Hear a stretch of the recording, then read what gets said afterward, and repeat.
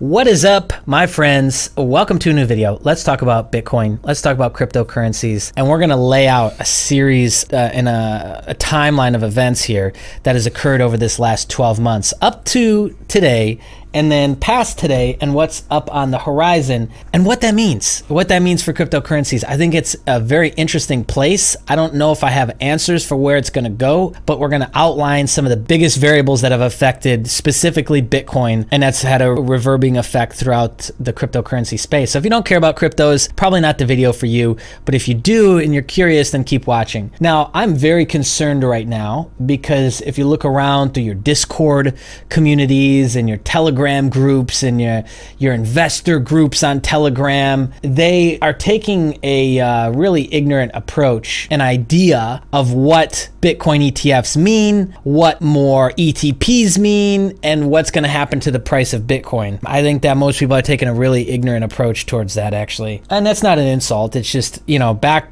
when I first got into cryptos and I didn't know anything. And in fact, I would say I knew less than nothing. I knew all. Back then, I was all excited about the Bitcoin futures happening in December 2017 and the potential of ETFs coming out, and oh my God, it's going to be great. We just need mainstream money to come in, and we need institutional money to come in, and that'll bring even more retail money in, and oh my God, it's going to go to $100,000. And well, you kind of find out through being in the market long enough that it's not true. Okay, so let's start back in time, and then we're going to come all the way up to today, modern time. Rewinding to December of 2017. My gosh. Everyone was thinking that it's not going to come down. I remember in September, October, I predicted Bitcoin to 25,000 with the potential of all the way to 40,000. And obviously we never saw that. We saw 20,000 on some exchanges. And then as soon as the futures, the CME and CBOE came out on the 17th, December 17th and December 21st, we saw it all of a sudden pull all the way back. And now we've been in it's kind of this dead zone of like 6,000 to 8,000. And now we're cracked back below 6,000, and we're at the 5,800 area just the other day. We had a $500 red candle, which is a 10%, 8.9% pullback. You know, if that happens in the S&P 500 or any, let's call it a blue chip stock, then, you know, they're freaking out, and that's all over Bloomberg, and it's a bad day. Well, with Bitcoin, that used to be pretty normal, but maybe that's leveling out. Maybe that's starting to change, and I think it is because of these institutional tools, right? So it's funny, like 2017 was the year of the ICO.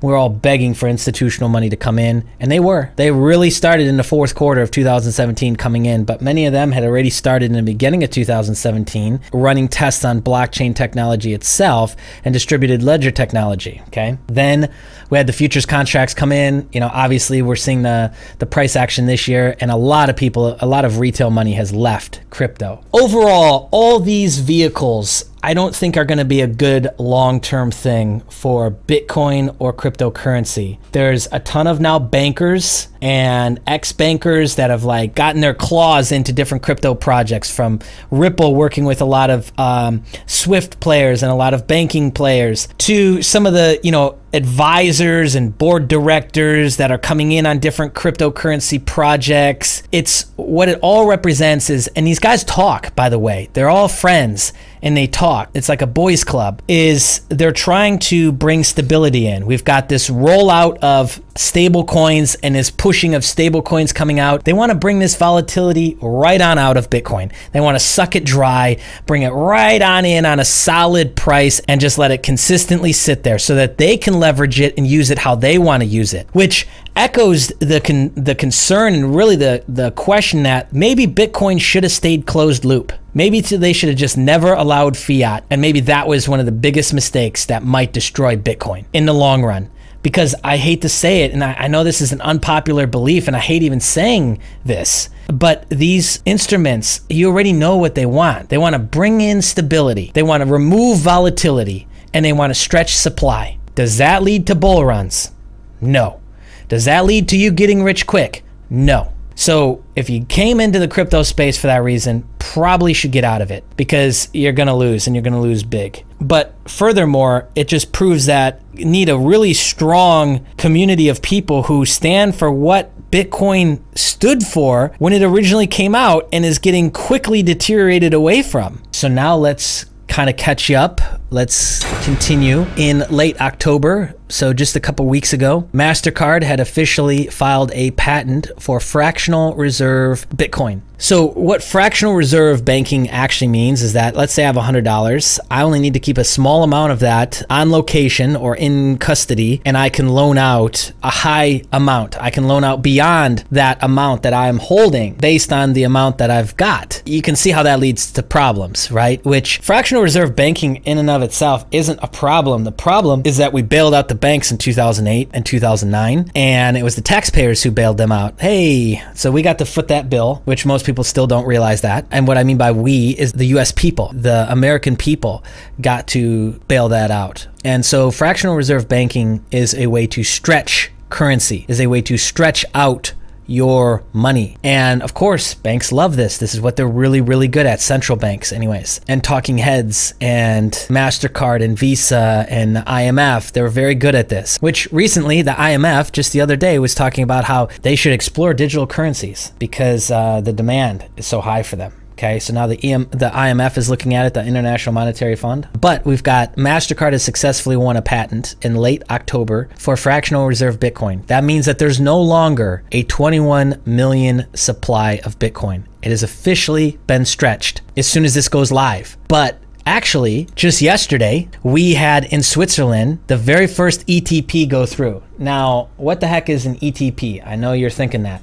An ETP is like overarching descriptor of ETFs, ETVs, and ETNs, which those are just vehicles, notes, and even certificates. So they are all pooled under ETPs. So ETP, ETF, they're used interchangeably. It doesn't matter. Officially, the first fake paper-traded, non-physical Bitcoin thing has been created. And here's the split. It is 50% Bitcoin, 25% Ripple, I believe, and I can't remember the rest. I was laughing because 25% Ripple. What is that, 17% ETH? Okay. Unless they changed it. It's a weighted ETP, which I like better than it just being Bitcoin itself. Actually, that's actually a good thing, a better thing. But we've got 9 ETFs in the United States that are pending approval. That next date will be December 29th is the next ETF deadline. And if they delay again, the delay will happen until February 2019. We also on the horizon have Bakkt, BAKKT, which is coming from the guys who made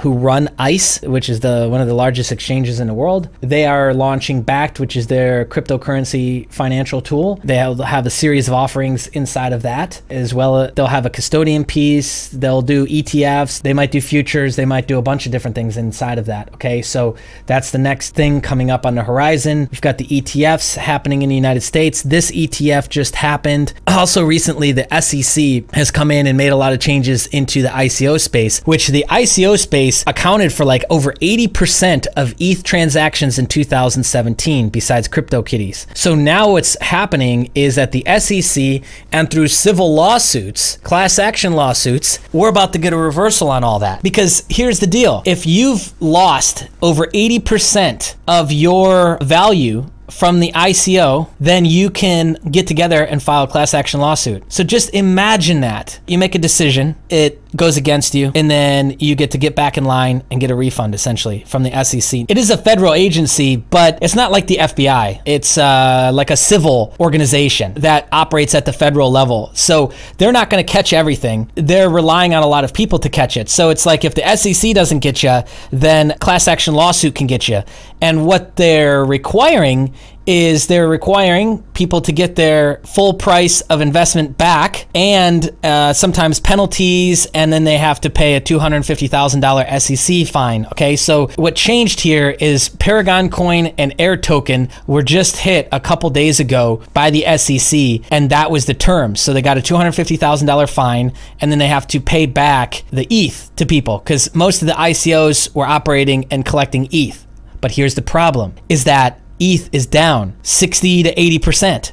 So how does that work? Well, it works through bankruptcy. So now you're talking about bankrupting hundreds, thousands of ICOs that all took place in 2017 because every single coin right now is down 80, 90% plus. So now all of those people could just get together and say, well, f this project and do a class action lawsuit, get their money back, and walk away scot-free. So that will have a negative effect on the whole crypto space. Okay, now one could argue that there should have been stronger regulation in place to begin with to stop a lot of these ICOs from even occurring, because it was everything from scam exits to people that just probably shouldn't have been running an ICO and being in a CEO position that were. And so a lot of bad decisions were made through that investment money, and that was people's money. I'm going to talk more about that in just a second. What I want to kind of pivot into now is this illusion that institutional money is going to somehow save crypto. It's like the hopium at the highest level. We thought that with futures, and look what it did. And we're thinking that with ETFs. And there's good reason why. If we look back through other instruments and through ETFs, the very first gold ETF was in March 2003. After that, it saw a 473% increase. It was essentially a parabolic curve. And I came to that number by just simply mapping this out, just in case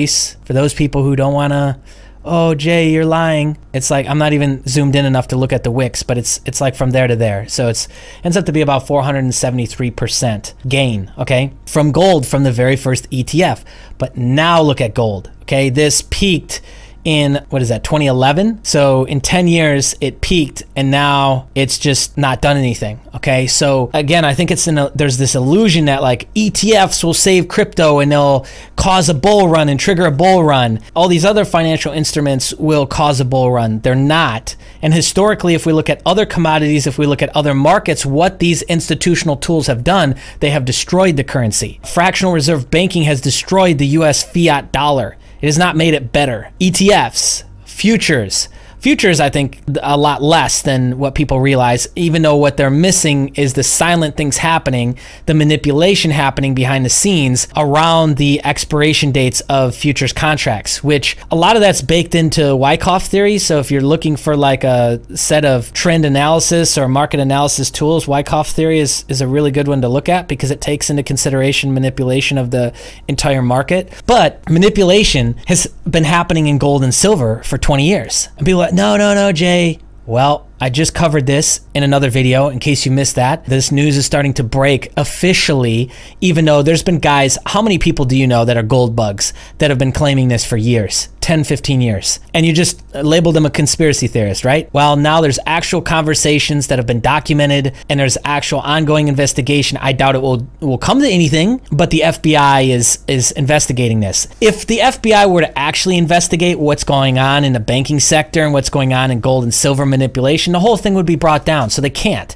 They can only do so much. So they'll pin it to a few people and maybe some fines will get slapped around, but that's about it, okay? And they'll do that simply because if they were to dig deep enough, it's all f***ed and corrupt and the whole thing would be shut down. It's not gonna save crypto, the institutional tools. There's a lot of people, myself included, that have, when I started really diving in deep, November, December of 2017, I started to realize, because it was really around the futures gig that I noticed, like, why didn't this send us up? I started diving deep, looking at other markets, looking at historical data of other commodities, and that's when I started to realize we are dealing with manipulation here. So there's a lot of things going against like your everyday trader, by the way, and your guy trying to get rich quick. I think the guy trying to get rich quick in crypto is going to lose the biggest, but the person that's trying to be lazy will also lose quite big. Now that I've set the stage and set the tone on all those pieces, let's talk about the big problem that I see, which is a governmental country problem, and that is disempowering your people. Now, how are they disempowering their people? And how is this related to what we're talking about? Well, when you can allow someone to go and make a stupid fucking decision, investment decision, and take zero accountability, lose all their money, and get back in line and get a refund, there is no change. There's no catalyst for change in that. There's no growth. There's no getting better. What you're doing is you're facilitating ignorance. You're just telling people, hey, it's okay, guys. Go be really stupid, lose all your money. We're going to let you get back in line over here and cut skis, and then you're going to get all your money back. And I guarantee you that there's a ton of comments that absolutely hate me for saying this. But first off, life isn't supposed to be easy, and there's supposed to be growth in life. But when you remove that and you allow people to continually stay in this cycle of victimhood, which is where they can blame everyone else and everything else for their problems and for their mistakes and never take personal accountability for fucking anything, then you have a disempowered country and your people are disempowered. Now, I know that's a terrifying thought, to have a country filled with empowered people that are all sovereign and able to make their own decisions, and they're self-confident and they have high self-worth and a strong self-image. But in reality, like, if we want to make the next jump, that is going to be required at some sort of higher level than it is now. Like, you will not be able to live intergalactically on Mars and shit and still be blaming everyone else for your problems. Can you see how the two just don't work out? It's not going to be possible. You know, you run out of gas in your spaceship, you can't blame the blue aliens for, you know, charging too much for the quantum gas. It's just, it doesn't work like that. And that's really what bothers me the most with what I'm seeing going on with crypto, is that exists and it's being like perpetuated. And that's what all of this is stating. Like this thread here and this whole air token Paragon coin situation, what it represents is, once again, the US government saying, oh guys, it's okay. Go make stupid decisions and we'll work with you to get you your money back. What I'd rather see is people take accountability. And that's not pretty, and it's not nice, and it means you lose money, and you have to be accountable for the stupid shit that you do, but in the long run, you will be better. Like, this is maddening to me. So in a world that's mad and going crazy like this, that's allowing this, it just further proves the point that as an individual, you should be sovereign. You should have your own plan for yourself, for your family. You should have your backup plans, whatever that might be. Okay, whether you think gold and silver is going to save you, you think Bitcoin's going to save you, whatever. Like, have enough of these things so that you've got a backup plan. And you're hedging your risk, which is, your risk is the government and what it's doing, what it's allowing with the Fed, with the mindless printing of money, what it's allowing in the crypto space, what it's allowing all over the place. Social security funds, housing market, student debt. Those are all things that they are allowing to occur. So you're hedging against that risk with your plan so that you're never dependent on the government. And you should never be dependent on the government. It would suck. I'm just working my job, Jay, until I'm 65 and I'm going to get my social security check and bedeep, bedeep, bedeep. Why? There can be so much more to life than that. So I challenge you that after listening to a video like this and seeing a lot of interesting things going on in the crypto space, which, let me just make this note here, it proves that 99% of people were not in cryptocurrency for the decentralization, let's take the power back with our money. No. That they wanted to get rich quick, and that's what that proves. And what's interesting about that is, like, we actually do need what cryptocurrency represents at a big scale. We need that decentralization. We need, I don't know, that kind of revolution that, my words are slipping here, but we need what it represents. A breaking up of the conglomerates, a breaking up of the centralization of people, assets, data, information, and we need to break that up, okay? So anyways, my point is that, so my challenge for you is, you just listen to this whole video. If you didn't get triggered, congratulations, you're in a good place. If you did get triggered, that's okay too. Feel free to just say whatever you like in the comments, you do anyway. But make a plan for yourself so that you're not dependent on the government. You're dependent on yourself. Nobody's coming to save you. You're going to save yourself.